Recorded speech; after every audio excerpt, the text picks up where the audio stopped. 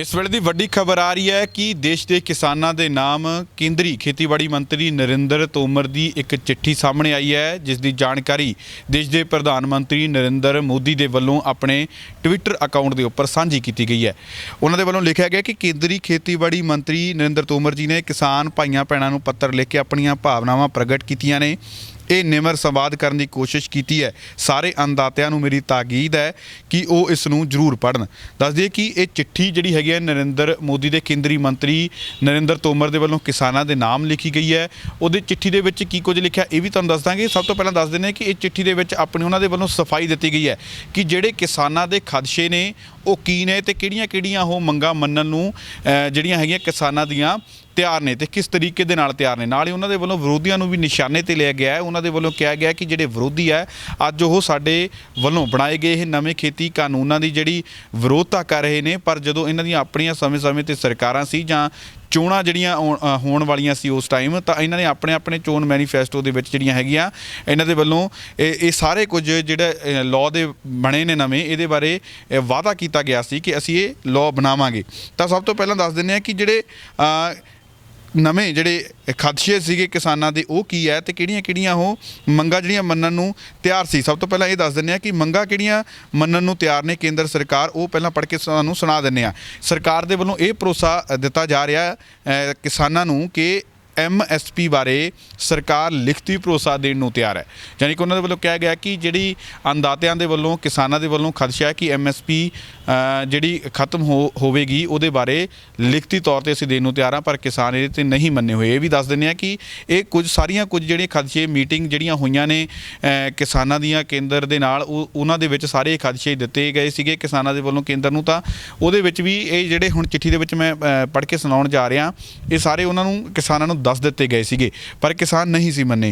तां दूजा जिहड़ा भरोसा दिता गया APMC तो बाहर निजी बाजारां उत्ते राज्यां नूं टैक्स लगाउण दी इजाजत दित्ती जा सकदी है।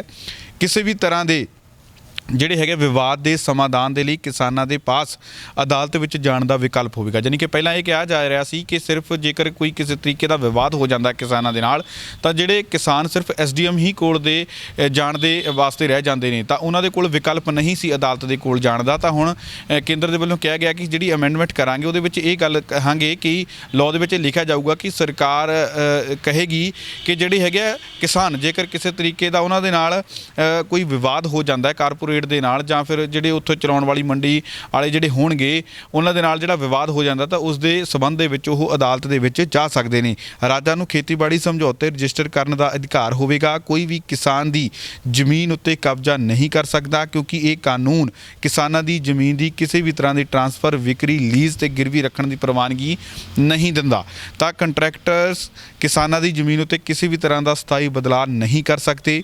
ਕੰਟਰੈਕਟਰਸ ਨੂੰ ਕਿਸਾਨਾਂ ਦੀ ਜ਼ਮੀਨ ਉੱਤੇ ਉਹਨਾਂ ਦੇ ਕਿਸੇ ਵੀ ਅਸਥਾਈ ਨਿਰਮਾਣ ਦੇ ਲਈ ਲੋਨ ਨਹੀਂ ਦਿੱਤਾ ਜਾ ਸਕਦਾ। ਸਥਿਤੀ ਚਾਹੇ ਕੁਝ ਵੀ ਹੋਵੇ, ਲੇਕਿਨ ਕਾਨੂੰਨ ਕਿਸਾਨਾਂ ਦੀ ਜ਼ਮੀਨ ਨੂੰ ਜ਼ਬਤ ਕੀਤੇ ਜਾਣ ਦੀ ਪ੍ਰਕਿਰਿਆ ਦੀ ਇਜਾਜ਼ਤ ਨਹੀਂ ਦਿੰਦਾ। ਯਾਨੀ ਕਿ ਇਹ ਉਹ ਗੱਲਾਂ ਮੈਂ ਦੱਸੀਆਂ ਨੇ ਜਿਹੜੀਆਂ ਇਹ ਚਿੱਠੀ ਦੇ ਵਿੱਚ ਸਰਕਾਰ ਦੇ ਵੱਲੋਂ ਭਰੋਸਾ ਦਿੱਤਾ ਗਿਆ ਹੈ ਕਿਸਾਨਾਂ ਨੂੰ ਕਿ ਇਹ ਚੀਜ਼ਾਂ ਅਸੀਂ ਅਮੈਂਡਮੈਂਟ ਦੇ ਵਿੱਚ ਕਰਨ ਨੂੰ ਤਿਆਰ ਹਾਂ। ਤਾਂ ਇਹ ਵੀ ਦੱਸ ਦਿੰਦੇ ਹਾਂ ਕਿ ਜਿਹੜੇ ਕਿਸਾਨ ਨੇ ਇਹ ਅਮੈਂਡਮੈਂਟ ਦੀਆਂ ਗੱਲਾਂ ਜਿਹੜੀਆਂ ਇਹ ਮੀਟਿੰਗ ਦੇ ਵਿੱਚ ਸੁਣ ਚੁੱਕੇ ਨੇ ਸਰਕਾਰ ਦੀਆਂ, ਪਰ ਫਿਰ ਵੀ ਜਿਹੜੇ ਹੈਗੇ ਆਪਣੇ ਸਟੈਂਡ 'ਤੇ ਬਰਕਰਾਰ ਨੇ। ਉਹਨਾਂ ਦੇ ਵੱਲੋਂ ਕਿਹਾ ਗਿਆ ਕਿ ਇਹ ਸਾਡੇ ਲਈ ਬਹੁਤ ਨੁਕਸਾਨਦਾਇਕ ਕਾਨੂੰਨ ਹੈ, ਇਸ ਲਈ ਸਿਰਫ ਇਹਦੇ ਵਿੱਚ ਅਮੈਂਡਮੈਂਟ ਕਾਫੀ ਨਹੀਂ ਹੈ, ਇਹਨੂੰ ਰੱਦ ਵੀ ਕੀਤਾ ਜਾਣਾ ਚਾਹੀਦਾ। ਅਤੇ ਨਾਲ ਹੀ ਨਾਲ ਇਹ ਵੀ ਖਦਸ਼ੇ ਜਿਹੜੇ ਮੀਟਿੰਗ ਦੇ ਵਿੱਚ ਕਿਸਾਨਾਂ ਦੇ ਵੱਲੋਂ ਜਤਾਏ ਗਏ ਸੀ ਉਹ ਕਿਹੜੇ ਨੇ ਉਹ ਵੀ ਦੱਸ ਦਿੰਦੇ ਹਾਂ ਕਿ ਖਦਸ਼ੇ ਜਿਹੜੇ ਸੀਗੇ ਕਿਸਾਨਾਂ ਦੇ ਵੱਲੋਂ ਜਤਾਏ ਗਏ ਉਹ ਇਹ ਸੀ ਕਿ MSP ਦੀ ਵਿਵਸਥਾ ਖਤਮ ਹੋ ਰਹੀ ਹੈ। ਤਾਂ ਨਾਲ ਹੀ ਉਹਨਾਂ ਦੇ ਵੱਲੋਂ ਇਹ ਖਦਸ਼ਾ ਸੀ ਕਿ APMC ਮੰਡੀਆਂ ਦੀ ਬੰਦ ਕੀਤੀਆਂ ਜਾ ਰਹੀਆਂ ਹਨ। ਤਾਂ ਦੂਜੇ ਪਾਸੇ ਸਰਕਾਰ ਦੇ ਵੱਲੋਂ ਜਿਹੜਾ ਕਿਸਾਨਾਂ ਨੂੰ ਭਰੋਸਾ ਦਿੱਤਾ ਗਿਆ ਉਹ ਇਹ ਹੈ ਕਿ MSP ਸਿਸਟਮ ਜਾਰੀ ਹੈ ਅਤੇ ਜਾਰੀ ਰਹੇਗਾ। APMC ਮੰਡੀਆਂ ਕਾਇਮ ਰਹਿਣਗੀਆਂ। APMC ਮੰਡੀਆਂ ਇਸ ਕਾਨੂੰਨ ਦੇ ਘੇਰੇ ਤੋਂ ਬਾਹਰ ਹਨ। ਕਿਸਾਨਾਂ ਦੀ ਜ਼ਮੀਨ ਖਤਰੇ ਵਿੱਚ ਹੈ, किसानों का खदशा सी। तो दूजे पासे जी सफाई दी गई है वो ये है कि एग्रीमेंट फसलों लिए होगा ना कि जमीन के लिए। सेल, लीज ते गिरवी समेत जमीन का किसी भी प्रकार की ट्रांसफर का करार नहीं होगा। हुण किसानों का खदशा एक होर सी कि किसानों ते किसी भी प्रकार के बकाए के बदले कंट्रैक्टर जमीन हथिया सकते हैं। तो दूजे पासे सरकार का भरोसा है कि स्थिति चाहे कोई भी होवे किसानों की जमीन सुरक्षित नहीं है, सुरक्षित है जानी उन्होंने वालों ये कहा गया है। तो दूजे पासे ये भी दस दें कि जिहड़ा एक होर ਜਿਹੜਾ ਖਦਸ਼ਾ ਸੀ ਕਿਸਾਨਾਂ ਦਾ ਉਹ ਇਹ ਹੈ ਕਿ ਕੰਟਰੈਕਟਰ ਜਿਹੜੇ ਫਾਰਮਿੰਗ ਹੈਗੇ ਆ ਦੇ ਮਾਮਲੇ ਦੇ ਵਿੱਚ ਕਿਸਾਨਾਂ ਲਈ ਮੁੱਲ ਦੀ ਕੋਈ ਗਰੰਟੀ ਨਹੀਂ ਹੈ।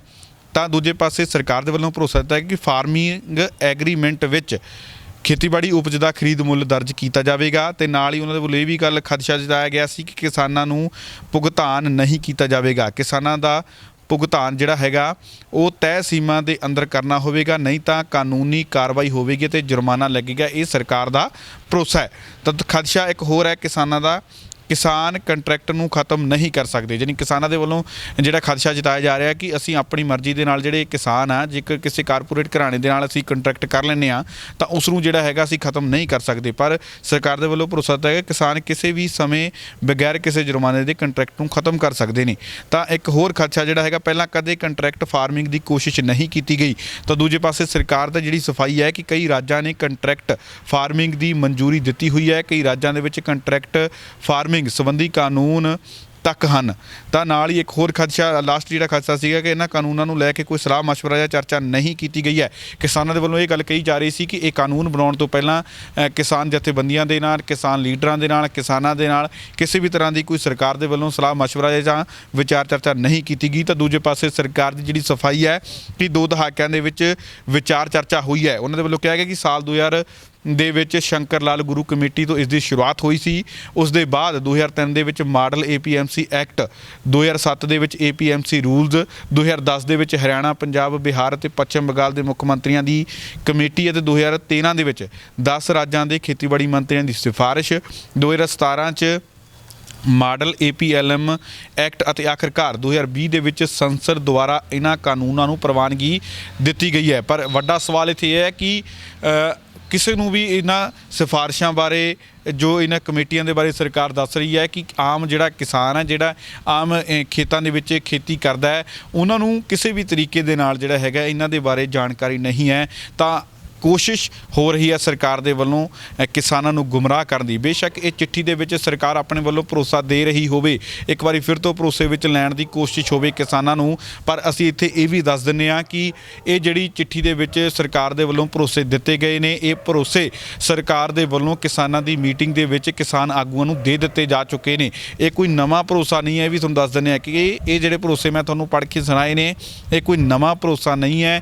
ਇਹ ਭਰੋਸੇ ਜਿਹੜੇ ਹੈਗੇ ਆ ਕਿਸਾਨਾਂ ਨੂੰ ਪਹਿਲਾਂ ਵੀ ਮੀਟਿੰਗ ਦੇ ਵਿੱਚ ਦਿੱਤੇ ਜਾ ਚੁੱਕੇ ਨੇ, ਜਦ ਕਿ ਇਹਨਾਂ ਭਰੋਸਿਆਂ ਦੇ ਉੱਪਰ ਕਿਸਾਨ ਆਗੂਆਂ ਦੇ ਵੱਲੋਂ, ਕਿਸਾਨ ਲੀਡਰਾਂ ਦੇ ਵੱਲੋਂ, ਕਿਸਾਨ ਜਥੇਬੰਦੀਆਂ ਦੇ ਵੱਲੋਂ ਜਿਹੜਾ ਹੈਗਾ ਇਹ ਇਹਨਾਂ ਦੇ ਉੱਪਰ ਭਰੋਸਾ ਨਹੀਂ ਕੀਤਾ ਗਿਆ।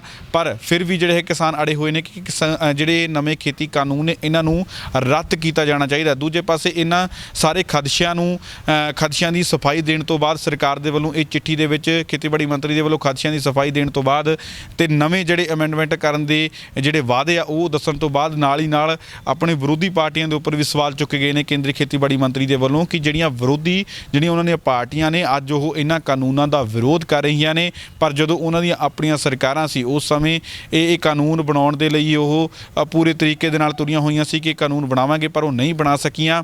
ਤਾਂ ਹੁਣ ਉਹਨਾਂ ਦੇ ਵੱਲੋਂ ਇਹ ਵੀ ਗੱਲ ਕਹੀ ਗਈ ਹੈ ਕਿ ਜਿਹੜੇ ਚੋਣ ਮੈਨੀਫੈਸਟੋ ਨੇ, ਜਿਹੜੇ ਇਹਨਾਂ ਚਾਹੇ ਉਹ ਆਮ ਆਦਮੀ ਪਾਰਟੀ ਹੋਵੇ ਤੇ ਚਾਹੇ ਉਹ ਕਾਂਗਰਸ ਹੋਵੇ, ਇਹਨਾਂ ਦੇ ਵੱਲੋਂ ਆਪਣੇ ਚੋਣ ਮੈਨੀਫੈਸਟੋ ਦੇ ਵਿੱਚ ਇਹਨਾਂ ਲਾਅ ਨੂੰ ਲਾਗੂ ਕਰਨ ਦੇ ਲਈ ਜਿਹੜਾ ਹੈ ਵਾਅਦੇ ਕੀਤੇ ਹੋਏ ਸੀ। ਪਰ ਹੁਣ ਅੱਜ ਜੇਕਰ ਭਾਜਪਾ ਜਿਹੜੀ ਇਹਨਾਂ ਨੂੰ ਲਾਗੂ ਕਰ ਰਹੀ ਹੈ ਤਾਂ ਇਹਨਾਂ ਦਾ ਵਿਰੋਧ ਕਰ ਰਹੇ ਨੇ। ਦੱਸਦੇ ਕਿ ਕੱਲ੍ਹ ਪ੍ਰਧਾਨ ਮੰਤਰੀ ਨਰਿੰਦਰ ਮੋਦੀ ਦੇ ਵੱਲੋਂ ਵੀ ਇਹ ਗੱਲ ਕਹੀ ਗਈ ਸੀ ਕਿ ਜਦੋਂ ਆਪਣੀਆਂ ਸਰਕਾਰਾਂ ਸੀ ਇਹਨਾਂ ਦੀਆਂ, ਕਾਂਗਰਸ ਦੀਆਂ, ਤਾਂ ਉਦੋਂ ਇਹਨਾਂ ਤੋਂ ਲਾਗੂ ਨਹੀਂ ਕਰ ਪਾਏ ਤੇ ਹੁਣ ਇਹਨਾਂ ਨੂੰ ਜਲਸੀ ਹੋ ਰਹੀ ਹੈ ਕਿ ਪ੍ਰਧਾਨ ਮੰਤਰੀ ਨਰਿੰਦਰ ਮੋਦੀ ਦੇ ਵੱਲੋਂ ਅਜਿਹਾ ਕਦਮ ਕਿਵੇਂ ਚੁੱਕ ਲਿਆ ਗਿਆ।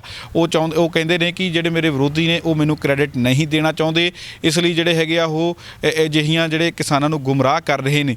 ਪਰ ਇੱਥੇ ਇਹ ਵੀ ਗੱਲ ਹੈਗੀ, ਉਹਨਾਂ ਨੇ ਇਹ ਵੀ ਗੱਲ ਕਹੀ ਕਿ ਮੈਨੂੰ ਕ੍ਰੈਡਿਟ ਨਹੀਂ ਚਾਹੀਦਾ, ਕ੍ਰੈਡਿਟ ਤੁਸੀਂ ਰੱਖ ਲਓ। ਪਰ ਦੇਸ਼ ਦੇ ਪ੍ਰਧਾਨ ਮੰਤਰੀ ਨਰਿੰਦਰ ਮੋਦੀ ਜੀ ਨੂੰ ਅਸੀਂ ਆਪਣੇ ਚੈਨਲ ਦੇ ਰਾਹੀਂ ਅਸੀਂ ਆਪਣੇ ਵੱਲੋਂ ਵੀ ਜਿਹੜਾ ਕਿਸਾਨਾਂ ਦੇ ਵੱਲੋਂ ਵੀ ਜਿਹੜਾ ਇਹ ਸਵਾਲ ਪੁੱਛਣਾ ਚਾਹੁੰਦੇ ਹਾਂ ਕਿ ਜਿਹੜੇ ਕਿਸਾਨਾਂ ਨੂੰ ਤੁਸੀਂ ਗੁੰਮਰਾਹ ਹੋਏ ਦੱਸ ਰਹੇ ਹੋ ਜਾਂ ਅਨਪੜ੍ਹ ਦੱਸ ਰਹੇ ਹੋ, ਉਹ ਬਹੁਤ ਜ਼ਿਆਦਾ ਕੁਆਲੀਫਾਈਡ ਨੇ, ਉਹਨਾਂ ਦੇ ਬੱਚੇ ਬਹੁਤ ਜ਼ਿਆਦਾ ਕੁਆਲੀਫਾਈਡ ਨੇ। ਨਾਲ ਦੀ ਨਾਲ ਜਿਹੜੇ ਹੈਗੇ ਪੰਜਾਬ ਦੇ ਜਿਹੜੇ ਹੋਰ ਕਿਸਾਨ ਨੇ, ਹੋਰ ਜਿਹੜੇ ਲੋਕ ਨੇ, ਉਹ ਕੈਨੇਡਾ, ਅਮਰੀਕਾ ਜਾਂ ਹੋਰ ਦੇਸ਼ਾਂ ਦੇ ਵਿੱਚ ਪਹੁੰਚੇ ਹੋਏ ਨੇ, ਉੱਚੀਆਂ ਪਦਵੀਆਂ ਦੇ ਉੱਪਰ ਨੇ, ਉਹ ਤਾਂ ਜ਼ਰੂਰ ਪੜ੍ਹੇ ਲਿਖੇ ਨੇ ਜਾਂ ਫਿਰ ਸਾਡੇ ਪੰਜਾਬ ਦੇ ਹੀ ਅਫਸਰ ਨੇ ਉਹ ਪੜ੍ਹੇ ਲਿਖੇ ਨੇ, ਜਿਹੜੇ ਇਹਨਾਂ ਕਾਨੂੰਨਾਂ ਨੂੰ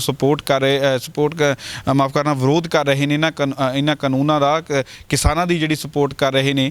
ਤਾਂ ਫਿਰ ਉਹਨਾਂ ਨੂੰ ਤੁਸੀਂ ਕੀ ਕਹੋਗੇ? ਜਿਹੜੇ ਹੈਗੇ ਆ ਕੈਨੇਡਾ ਦੇ ਪ੍ਰਧਾਨ ਮੰਤਰੀ ਜਸਟਿਨ ਟਰੂਡੋ ਦੇ ਵੱਲੋਂ ਉਹਨਾਂ ਦੀ ਜਿਹੜੀ ਕੈਬਨਿਟ ਦੇ ਵੱਲੋਂ ਵੀ ਪੰਜਾਬ ਦੇ ਕਿਸਾਨਾਂ ਦਾ ਸਮਰਥਨ ਕੀਤਾ ਗਿਆ, ਤਾਂ ਉਹਨਾਂ ਨੂੰ ਤੁਸੀਂ ਕੀ ਕਹੋਗੇ? ਤਾਂ ਇਹ ਸਭ ਦੇ ਵਿਚਕਾਰ ਇਹ ਵੱਡੀ ਖਬਰ ਸੀ ਜਿਹੜੀ ਤੁਹਾਨੂੰ ਦੱਸੀ ਹੈ ਕਿ ਕੇਂਦਰ ਦੇ ਮੰਤਰੀ ਨਰਿੰਦਰ ਤੋਮਰ ਦੇ ਵੱਲੋਂ ਇੱਕ ਚਿੱਠੀ ਲਿਖ ਕੇ ਸਰਕਾਰ ਦੇ ਵੱਲੋਂ ਜਿਹੜਾ ਕਿਸਾਨਾਂ ਨੂੰ ਭਰੋਸਾ ਦੇਣ ਦੀ ਕੋਸ਼ਿਸ਼ ਕੀਤੀ ਗਈ ਹੈ, ਪਰ ਸਾਨੂੰ ਨਹੀਂ ਲੱਗਦਾ ਕਿ ਕਿਸਾਨ ਇੱਕ ਇਹਨਾਂ ਦੇ ਝਾਂਸੇ ਦੇ ਵਿੱਚ ਆਉਣਗੇ, ਕਿਉਂਕਿ ਇਹ ਝਾਂਸੇ ਹੀ ਨੇ। ਇਸ ਤੋਂ ਪਹਿਲਾਂ ਵੀ ਇਹ ਜਿਹੜੇ ਖਦਸ਼ੇ ਦੀ ਸਫਾਈ ਸੀਗੀ, ਜਿਹੜੀ ਮੀਟਿੰਗਾਂ ਚੱਲ ਰਹੀਆਂ ਸੀ ਕਿਸਾਨਾਂ ਦੀਆਂ, ਉਹਦੇ ਵਿੱਚ ਉਹ ਦੇ ਚੁੱਕੇ ਨੇ, ਪਰ ਜਿਹੜੇ ਕਿਸਾਨ ਆਗੂ ਸਾਡੇ ਨਹੀਂ ਸੀ ਮੰਨੇ, ਉਹ ਇਸੇ ਗੱਲ 'ਤੇ ਅੜੇ ਹੋਏ ਨੇ ਕਿ ਕਾਨੂੰਨ ਸਿਰਫ ਰੱਦ ਕੀਤੇ ਜਾਣ, ਅਸੀਂ ਕਾਨੂੰਨਾਂ ਨੂੰ ਰੱਦ ਕੀਤੇ ਤੋਂ ਬਿਨਾਂ ਅੰਦੋਲਨ ਨਹੀਂ ਖਤਮ ਕਰਾਂਗੇ। ਕੈਮਰਾਮੈਨ ਗੁਰਦੀਪ ਦੇ ਨਾਲ ਸੁਖਵਿੰਦਰ ਸਿੱਧੂ, ਰੋਜ਼ਾਨਾ ਲੋਕਨਾਟ TV, ਦਿੱਲੀ।